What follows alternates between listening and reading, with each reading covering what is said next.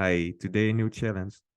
And what we have to do is to search for a substring English in a given string. And the only thing that we have to take into account is the order of characters and nothing else.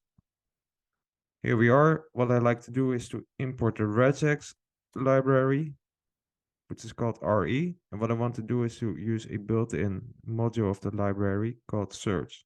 So we are using the regex library and the search module.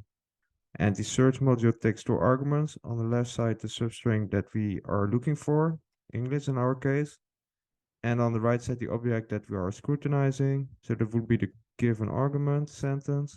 That's assigned to a variable, by the way. So we can print out the result. Print match. So what we are getting is the actual match, but we should return either true or false, a Boolean value. Let's look what happens if there is no match, like this.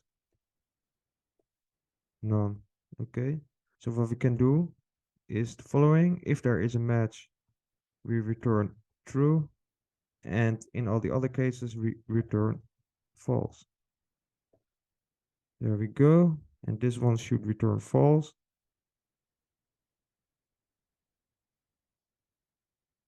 Okay, let's test this out. Test. Okay, we don't pass all the test cases, but this has to do with characters. Some are lowercase, some are uppercase. And we are only testing for lowercase characters. So what we can do at the start is to convert all the characters of the argument to lowercase characters. So what we can do is to use this conversion at the very start. Sentence is sentence.lower.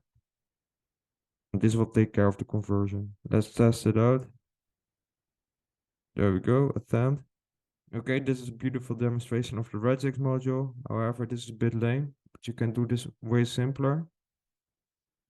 Like this. What you can do as well is to directly search for the substring English in the given arguments converted to lowercase characters. And this method automatically takes care of the word order. So if there is a substring English anywhere in the argument, it will return true. And if not, it will return false. So let's test it again. There we go.